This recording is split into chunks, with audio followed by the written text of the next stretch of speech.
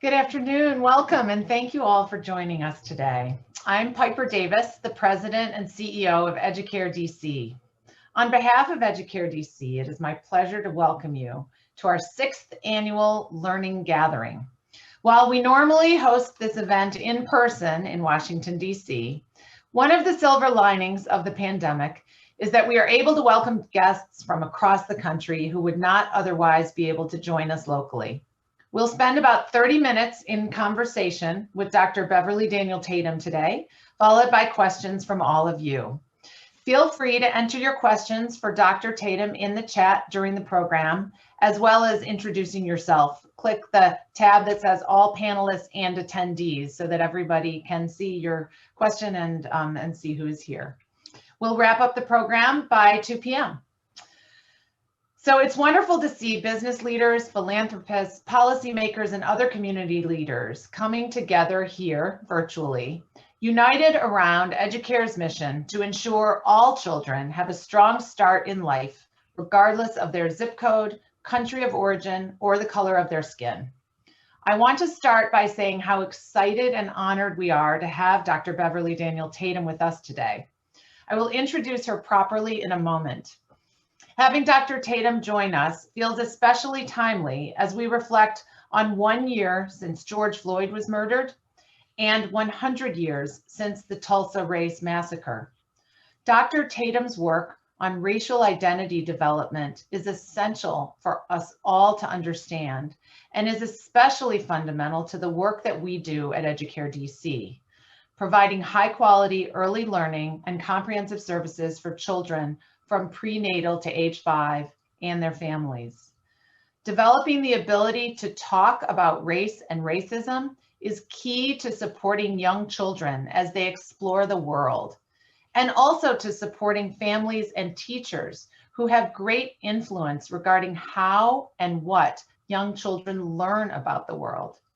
Among other things, I'm hoping that Dr. Tatum will share some of the stories of conversations she had with her own very young children, conversations which are both wonderfully profound and wonderfully simple.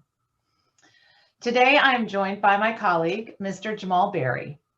Mr. Berry is Vice President of Programs for Educare DC, having initially joined as an infant toddler master teacher in 2013.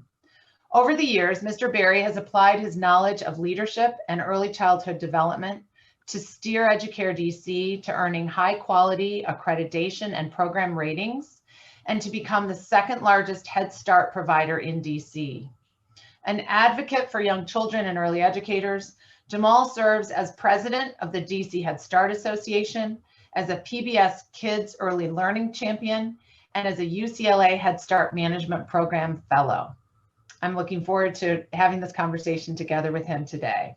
And we are really thrilled to have the opportunity to speak with our guest of honor, Dr. Beverly Daniel Tatum.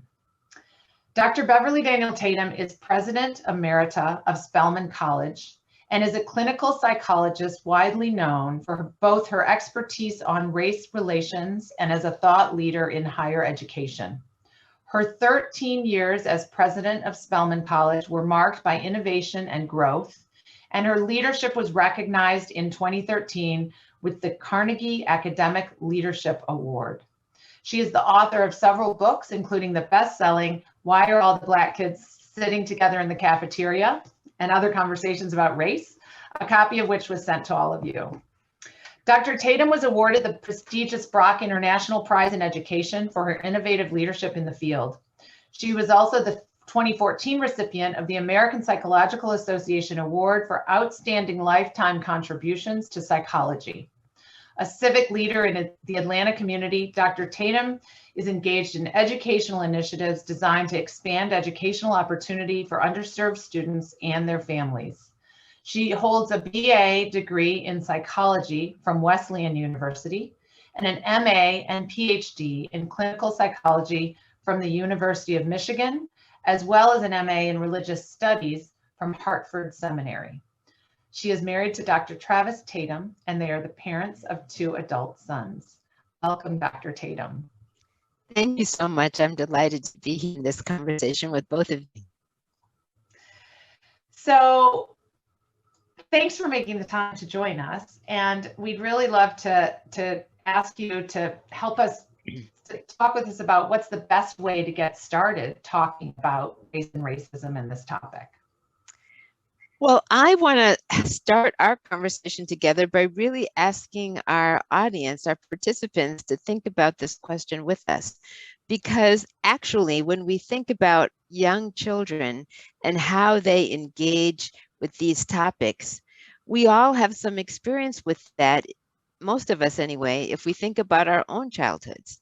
So I'm going to just ask everyone to take a moment, just a moment, to think about your own earliest race-related memory. If we were all in a room together, I would ask you to raise your hand if you've thought of something.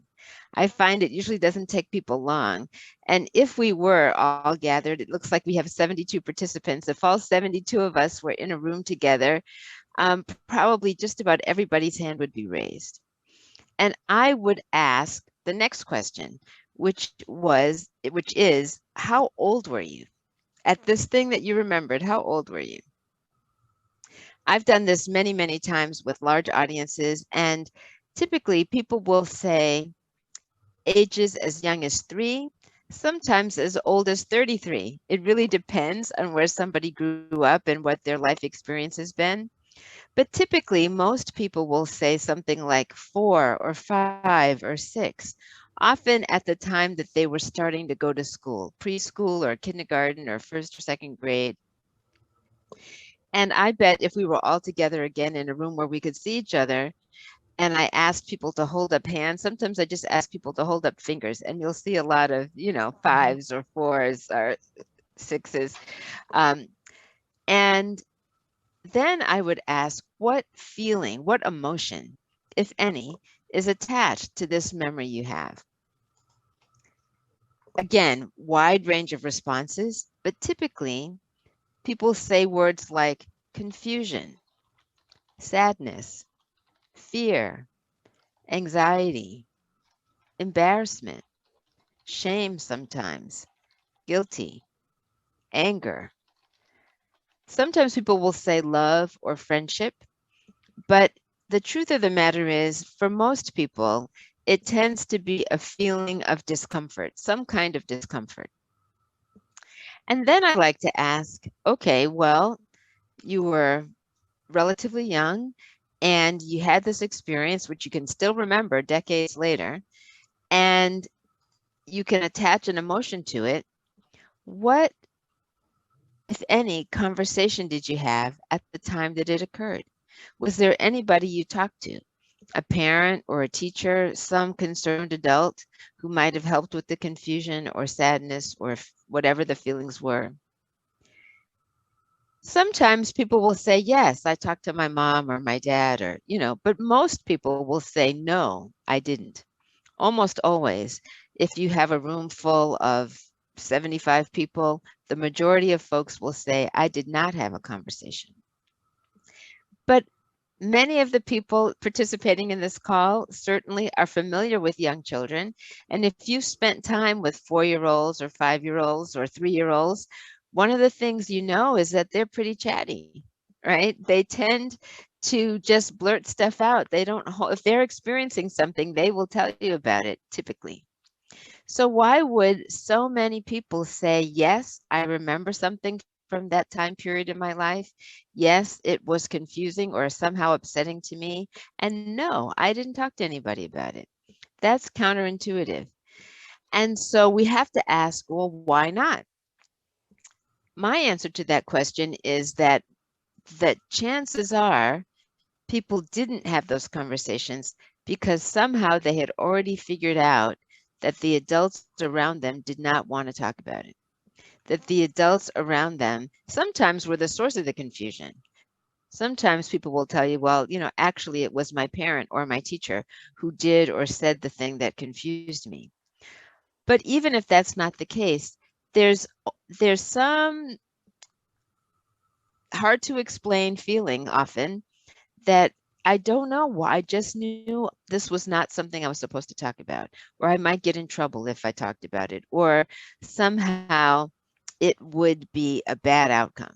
Silence was better. I like us to start with this conversation, these set of questions we've just talked about, because I think it grounds us in the fact that we all have some experience with this. Almost everybody. There may be someone participating tonight or this afternoon who came from somewhere outside the US and didn't have that kind of experience. But most people, even if they've grown up outside the US in another country, have some version of this as part of their experience. And it lets us know that the children we are working with on a day-to-day basis are likely having some sort of experience like this too. We might not be aware of it. They might not be telling us about it, just as many people didn't talk about it when they were kids, but it is part of their daily experience. So when we think about how do we start the conversation, one way we might think about is just making sure we're not squelching the conversation. That we're leaving space for kids to ask the questions they have, that we are creating opportunities to help children really develop some understanding of how this part of our society, racism, how it's functioning, so that when they have experiences, they're less confused. Why is it such a shushed conversation? I think it's a shush. I think, and that is what happens. People say, shh, um, an example of a shh moment might be, that 3-year-old in the grocery store who observes somebody who looks different than they're used to. It might be a white child noticing a dark child or a dark-skinned person for the first time. Mommy, why is that person so dark? Shh, right, is a common response. I had an experience like this with one of my children. It wasn't about race, but it had to do with physical difference. Mommy, why is that woman so fat? Shh, was the first thing you want to do. But then you can step back and you can give an explanation, and we'll talk about that in just a moment. But what some appropriate explanations might be. But I think that because racism is such a toxic subject, it is the source of pain, right? When we think about the history of racism in our society, going back to the days of enslavement, or before that, the displacement of the indigenous people, the fact of the matter is that's painful history. And it wasn't like it was just that history. George Floyd killed a year ago. That's part of that pain. And people don't want to talk about painful things, generally speaking. And they certainly typically don't want to talk about painful things with children. So there is this, sometimes the adults feel like, well, I didn't have the words. I don't know what to say. Let me just hush this child and change the subject. Is there kind of a definition of race and racism that you use that helps kind of level set the conversation so it doesn't become too charged for people? Sure. Well, let's start with the concept of race, right? Let's start with that. So we, I was born in the mid 1950s, and when I was growing up, it was regularly taught that there were, different races, right? Caucasians, Negroids, Mongoloids, and they're associated with different parts of the world. And if you go back to old anthropological texts, you will read about these different races of human beings, right? Different. But today, fast forward to the 21st century, today we know that there's actually only one race, the human race. The human genome, all those studies of DNA tell us that we vary individually from person to person, but we are much more similar than we're separate. And even the variations that we find between one human being and another are not categorized in the same way that our racial categories exist, right? What I mean by that is two light-skinned people with blonde hair and blue eyes may be genetically more different from one another, even though their package, their outer package looks the same, than one of those people and a dark-skinned person. They might be more genetically similar, even though they don't appear to look alike. And that is puzzling to those of us who want to rely on our eyes, but that's what geneticists tell us. And so when we talk about race, what we need to understand is that race is not a meaningful biological concept. It doesn't match biological distinctions, but it is an important sociological distinction, because we live in a world where people do view and attach meaning to those physical differences. So even though they don't have much meaning biologically, if I'm treating one group of people one way and another group of people a different way, then that has social meaning, right? And how the people who are being discriminated against because of those racial distinctions, for example, impact of that is real, right? So I often like to tell people, when we're talking to young children about race, we should emphasize our shared humanity. We should talk about the human race. But when we talk about, even as we talk about the human race and the ways in which we are similar and also different, it is also important to acknowledge that there is something called racism. And racism is a kind of unfairness, right? Now, the definition, if you read my book, the definition I use in the book is racism is a system of advantage based on race. We might say a system of advantage based on racial category. The way that you've been categorized determines whether you have access to some advantages or are disadvantaged by systems. What do I mean by systems? I mean policies and practices and procedures and stereotyping that go along with those categorizations that human beings use. So when we talk about racism, now, of course, I wouldn't suggest that you sit with a 3-year-old and give a 3-year-old that definition, right? But a 3-year-old or a 4-year-old is very clear about that some things are fair and some things are unfair. Yes. Right? 3-year-olds and 4-year-olds have mastered the concept of fairness. Yeah. And so we can talk about the fact that some people are treated unfairly because of the way they look, and that's not right.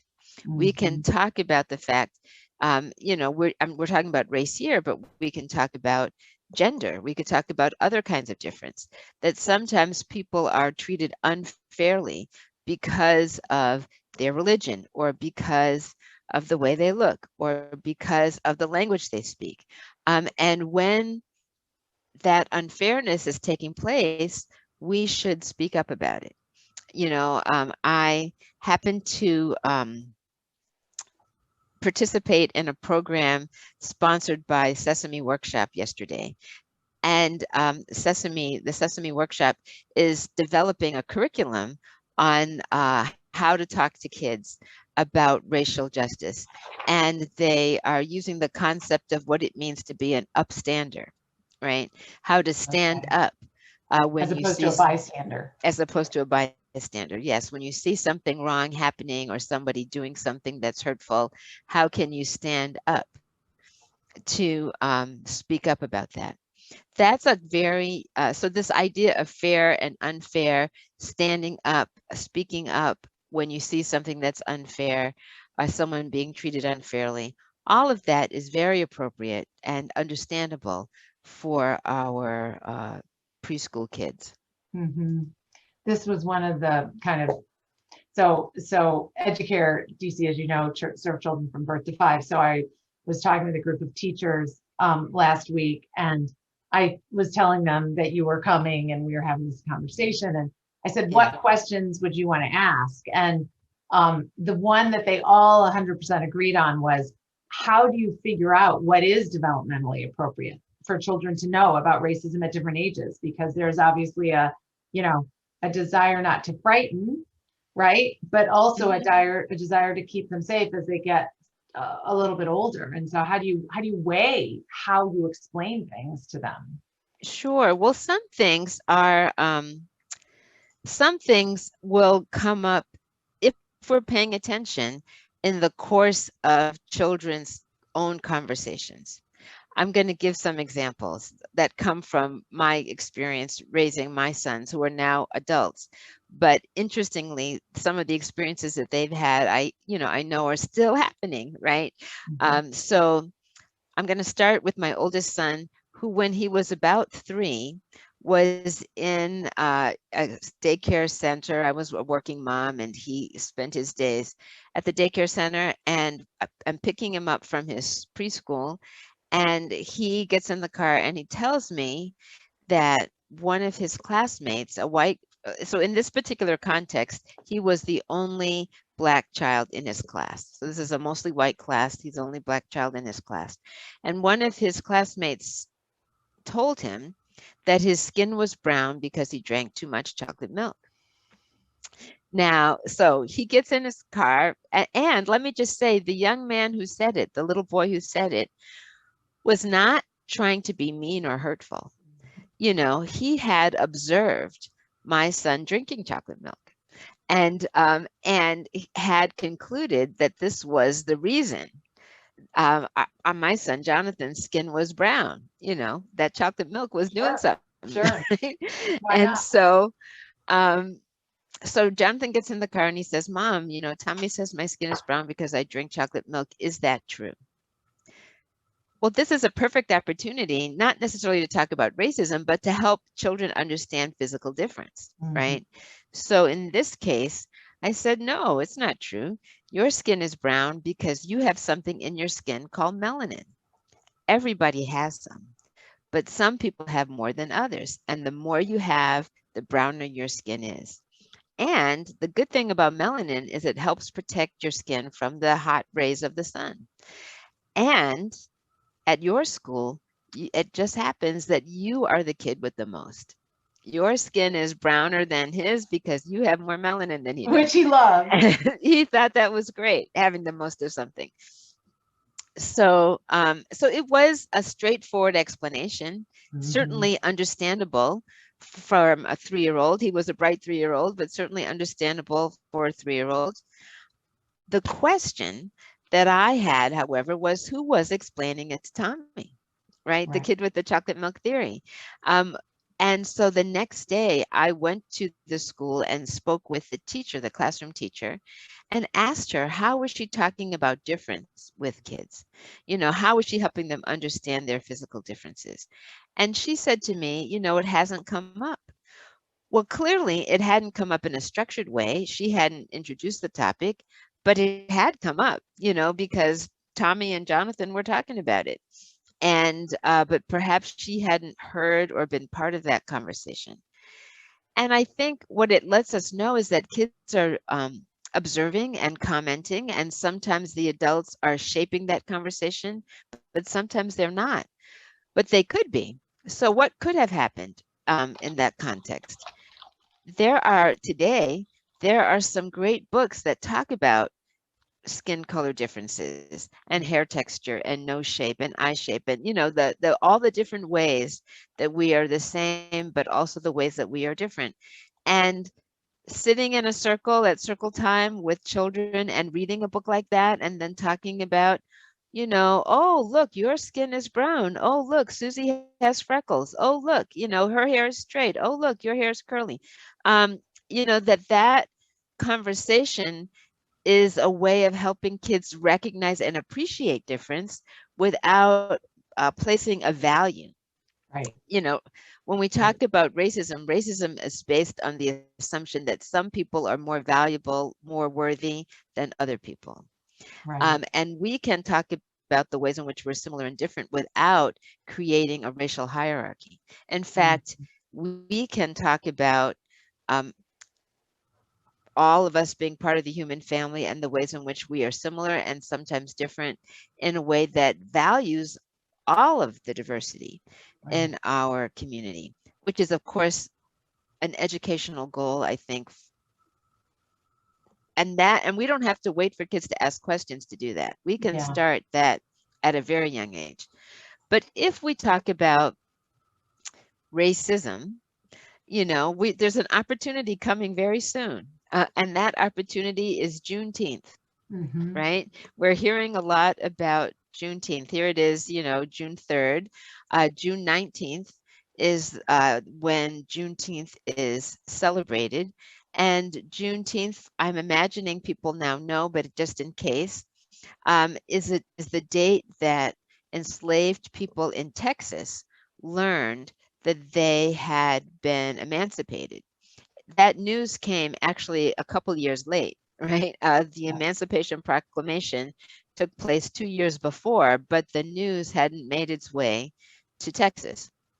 And after it, the Civil War was over, and General Granger, I believe his name was, traveled to Texas and read the news to the enslaved Africans who were there and let them know that indeed the period of enslavement was now over. That happened to be on June 19th. And that locally in Texas, that has been celebrated by um, African Americans as a day of freedom, a day of liberation. It was cause for celebration, certainly. But I have to say, I grew up in Massachusetts, and I didn't hear much about Juneteenth in Mm-hmm. Massachusetts. It wasn't part of my growing up experience, but I have since learned about it. But I'm using this as an example to say some people might say, well, I'd like to talk to my class about this thing, Juneteenth. Some kids might have been hearing about it on the news. What's Juneteenth? And how can you talk about Juneteenth without talking about enslavement? Mm-hmm. How can you talk about Juneteenth without talking about that painful history? I don't think you really can. And so, how do you talk to young children, 3-year-olds, about enslavement? How do you do that? Well, I have some personal experience with this because that same child who said, is my skin brown because I drank chocolate milk? Fast forward a few months, we were in the grocery store together, and he says to me, Mom, so and so said I was black. Am I black? And I said, Yes, you are. And he said, This is so preschool. He said, But my skin is brown. Now kids are learning to identify colors. We use these terms, black to talk about dark skinned people, white to talk about light skinned people, but neither is particularly accurate, Mm-hmm. right? You know, most African Americans are not black like the crayon, right? But Right. various shades of brown. Most so-called white people are not white like the pieces of paper we write on, right? Or, more like beige or pink or, light tan. And so I was explaining this to my son, but I said, people use these terms kind of as like a shorthand. They use the term black to refer to people who came from Africa, African Americans. They use the term white to describe people whose ancestors came from Europe, European Americans. And I said, you can, if you want, you can tell your friend that you are African American. And and then I wanted to be sure. I was concerned that I heard in his voice a little bit of like, I'm not so sure it's good to be black, right? I'm worried about this. I'm hearing that in his voice. So I wanted to emphasize pride in his ancestry, and I talked about how wonderful Africa was, and as a place that I was talking about the wonders of ancient Africa, basically. And my son said to me, if Africa is so great, what are we doing here? Now, this is a tough question to respond to, right? How can you answer that question honestly without talking about a lot of painful history? Well, what are we doing here? How did we get here? So I started to talk to him about something that happened a long, lot of longs in there, long time ago, when people, explorers, settlers came to what we now think of as the United States, and they wanted to build houses and roads and stores. We were in the grocery store. They needed stores and they needed houses and they needed roads and all the things we see today. But it was a lot of work and they needed some really smart, strong workers, I said. And they went to Africa to get the smartest, strongest workers they could find. Unfortunately, they didn't want to pay them. And they brought them against their will. They captured them, kidnapped them, brought them here, made them work, didn't pay them. It was terrible, unfair. I went at some length about the unfairness of this. But I said, but it was really a long time ago. I was never a slave. You were never a slave. Grandmommy and granddaddy were never slaves. Really a long time ago. Not wanting to frighten, like, could this happen to me? Long time ago. But I said, and that was really unfair. But in my story, I wanted to emphasize that even though there was some unfairness going on, there were people who were trying to help the enslaved people. The enslaved people were trying to escape. The enslaved people were trying to um, get away. There were revolts that happened, but there were also white people, Europeans, who were there were slave traders, of course, but there were also white people who recognized that this was unfair and who were abolitionists and who tried to help the enslaved people escape. And I thought it was important for him to understand that even though bad things were happening, there were people who tried to change that, right? So we talked a little bit more about that. And he asked me some questions. And one of the questions he asked was, well, when they weren't slaves anymore, why didn't they go back to Africa? And I said, well, that's a great question. And the good news is I had some information. This is where a little information helps you, because I knew that some people did go back to Africa. And in fact, the nation of Liberia was founded by former slaves who traveled back to Africa to start over there. But I said, by the time that slavery was over, they had family here and maybe they had friends here and they decided they wanted to stay here. And maybe they didn't have money to go back, it would have been hard to do that. And so we had that conversation. And then he said to me, sort of marking the end of the conversation, and this is a nice place too. And I said, yes, this is a nice place. And we moved on in our conversation. But the fact of the matter is that it is possible, in the way that I just described, to talk to children about painful things. There are certain guidelines that I think are important. One is to reassure them that they are safe. Something bad has happened, or happened in the past, or in the case of a shooting, like the George Floyd situation, which wasn't a shooting, but the George Floyd murder. If a kid is aware of that and wants to know what happened, to say, I'm here to protect you. You don't have to worry about that. But also to understand that that the narrative that we hear so often is about victimization. I think it's important to always include a narrative of empowerment. If you're in a difficult situation, what were those people doing to make sure that to try to help themselves in that situation? There were allies, yes, but they too were exercising agency. The Sojourner Truths of the world were exercising agency. And so we, the Harriet Tubmans, we need to tell that story. And so we can talk about Juneteenth. We can talk about the unfairness of slavery, the joy when it was over, the importance of remembering, so that we know it's not something that we want to forget because it's an important part of our history. And if we want to celebrate together a more fair society, that is something we can do. Right. Thank you for that, Dr. Tatum. So I heard a lot coming out of those examples, and it sounded like there was a lot around like racial identity. And so I'm wondering, as an educator and a father of 4 young children, when we think about children's developmental stages and the different experiences that impact them later in life, how does self-identity, specifically racial identity, how is it formed? And really what's interesting to me is like, how is it formed from a brain development perspective? So what is going on with the brain that helps us to deal with that and deal with self-identity and racial identity? Well, let's talk about identity, period, and then we'll get to like racial identity, right? So what do we mean by that?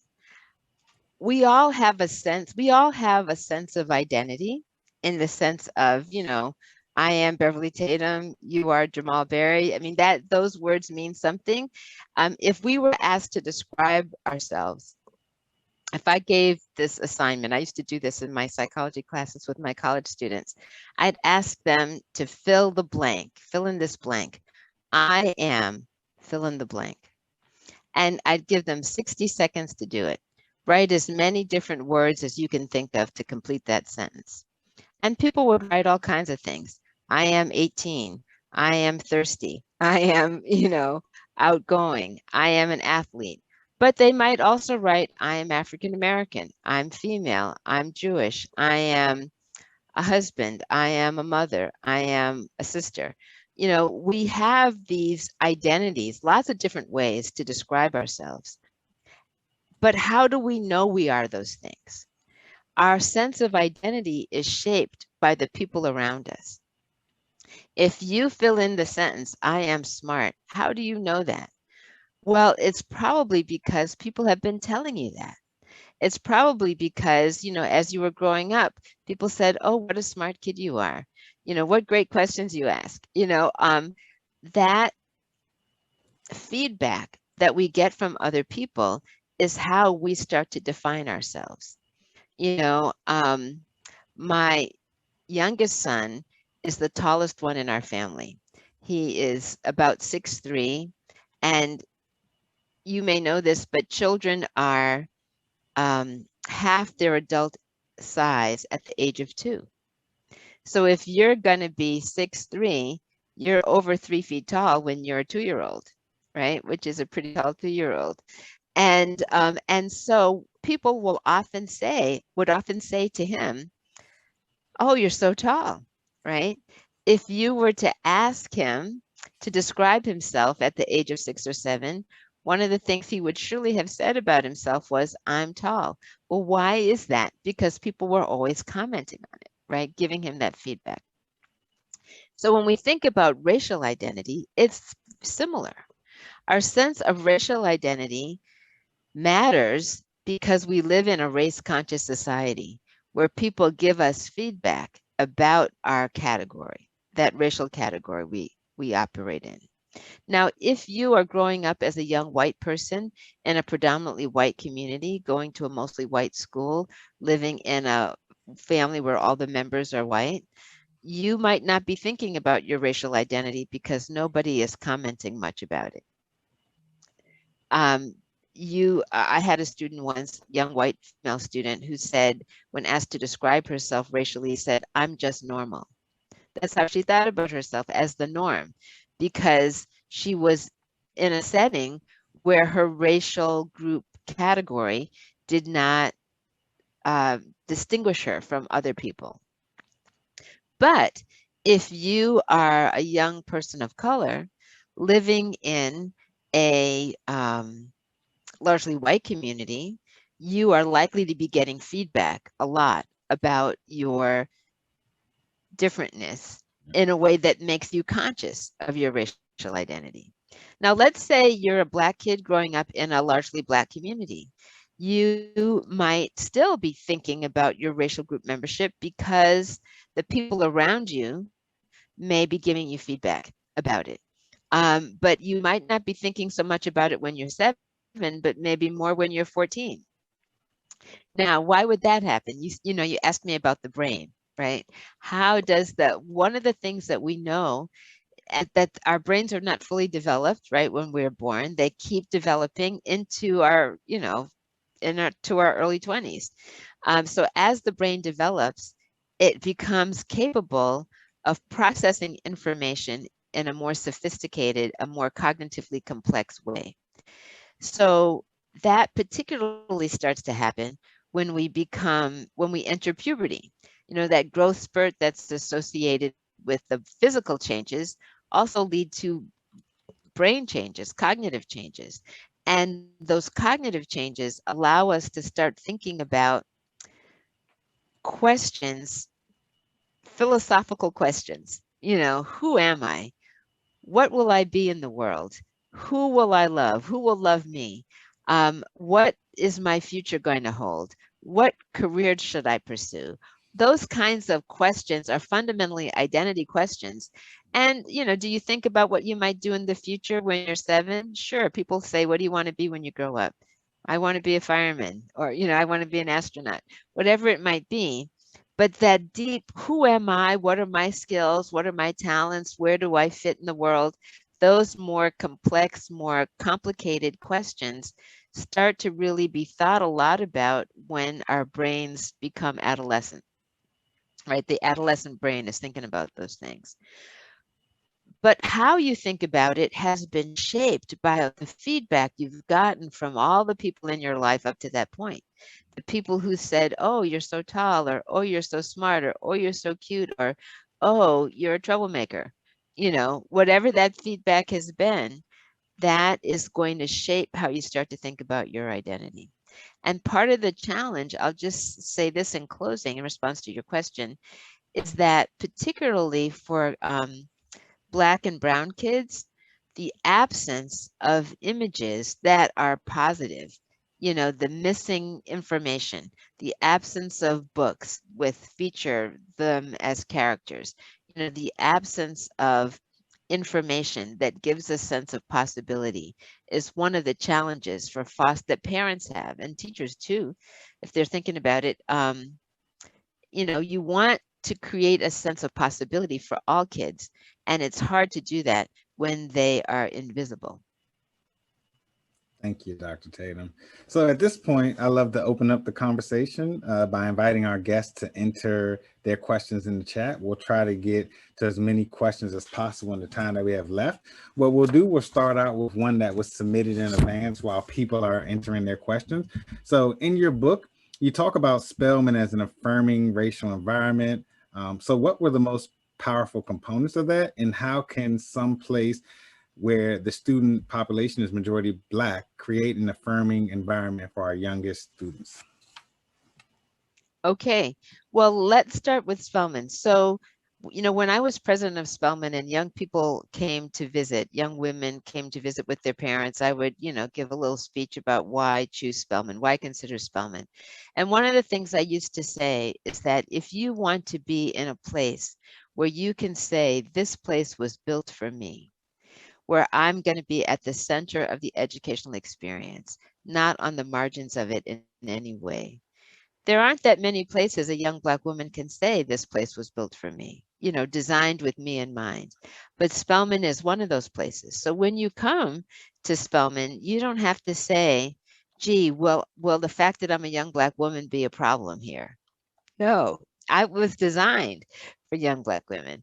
And so when we think about preschool environments, when we think about schooling, where we know the kids are likely to be children of color, young Black kids, for example, what would it look like if we were trying to design a place that affirmed their identities? Where would they see themselves reflected? What pictures would be on the walls? What toys would be in the toy bin? You know, what books would there be on the shelves that we'd be reading about? Of course, you would want to include images and representations of kids who weren't Black. You wouldn't want it only Black. And certainly at Spelman, Spelman women learn about the whole world, not just about the African American experience. You know, but there would be a centering of that experience where they could say, here, this is a place where I can see myself reflected and see it myself reflected in positive ways, where I can see examples of role models. You know, I used to say when young women came to Spelman, whatever you want to do, there's somebody here who has probably done it, you know, who has, you know, laid or pointed a direction for you to follow. You know, there's plenty of room for trailblazing of your own, but, you know, I think about someone who's been in the news a lot. Stacey Abrams is a Spelman alum. You know, we think of her as an activist and, you know, advocating for voting rights, but she's not the first one from Spelman to do that, right? There were women who came before her who set that trail that she could follow as an example. So this is, I think, what we can think about whether we're thinking about 20-year-olds or 2-year-olds. You know, what are the images, what are the examples that are available for kids to see that will inspire them and affirm who they are in the world? That's wonderful. I love the Stacey Abrams example. So we have a question from Diane Ty. Thank you, Diane. What can community, policy, and business leaders do to create a more equitable educational landscape? Well, certainly investment, right? You know, so, you know, that's a big question, and I have a lot to say about it. So you know, so we can think about the fact that the history of education in the United States is one of under-resourcing Black opportunities for education. If we think about school segregation, it was, you know, going back to the very beginning of public education, schools that were educating the children of African Americans were under-resourced, you know, by a lot. You know, the dollars spent on paying the teachers, the dollars spent on building the buildings, the dollars spent on the curriculum materials, you know, a small fraction of what was being spent on what was being made available for white children. So we know that there's been a lot of inequity. So when we think about what would make it equitable, certainly we could start with resources. You know, how do we think about not just resources of all kinds, you know, curricular materials, physical structures where kids are actually learning. What are the physical structures like? How well resourced are the classrooms? How well compensated are the teachers? You know, how well provided are there opportunities for learning in and outside the classroom? By that I mean, you know, field trips and things like that that expand the horizons of kids. So there's that question. You know, if we think about how schools are funded, that's a policy question.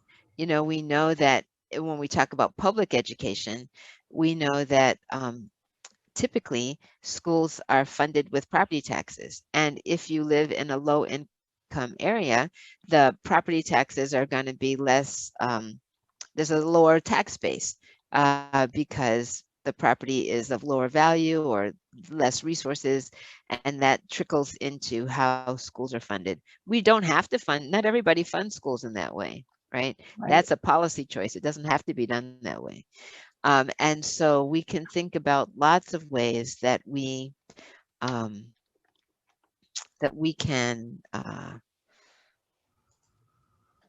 make things more equitable. Yeah. Yeah. Yeah. So thank you, Dr. Tatum. So here's our last question, and hard to believe our time has flown by so quickly. I know it seemed like it was only a couple minutes, but it's been super interesting. So, you know, how have conversations about race changed given the events of this past year, and what might that mean going forward? This is a really interesting question. In some ways, one change I think is that there have been more of them, right? So a lot of my writing over the course of my career has been about breaking the silence, right? Encouraging people to have these conversations. Following the death of George Floyd, and what has been referred to as the Summer of Racial Reckoning, one of the things that I found was that there was a lot of interest in a lot of different settings: corporate settings, school settings, neighborhood settings, church settings, a lot of different places where people were reaching out to me and others like me who write about these topics to say, how can we have these conversations in our fill in the blank, in our church, in our school, in our workplace, in our family? How can we have these conversations? So I think more and more people are trying to figure out how to have the conversation. And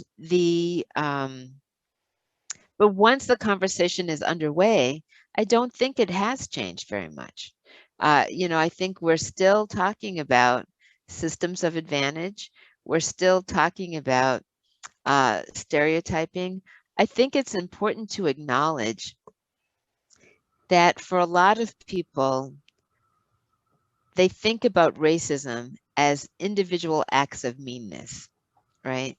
That if you are not calling people names or burning crosses on somebody's yard or not actively discriminating against someone, then probably you don't have to think about these questions. But the reality is that racism is more, it's less, I mean, certainly those things are examples of individual acts of meanness, and we can certainly call them racist. But in some ways, racism is more pervasive than that. I like to talk about it as like smog in the air. That the cultural messages about who is worthy and who is not, the cultural messages about who is dangerous and who should we try to avoid, the cultural messages about the stereotypes that are associated with the racial categories that we use. These ideas exist on television, in the books we read, and the casual comments people make. You don't have to be teaching your children about these things for them to learn about them. Because if they're out breathing the air, they will absorb some of these ideas. So how can we help them think critically about the smog they're being exposed to? How can we reduce the smog so that there is less of it in the environment?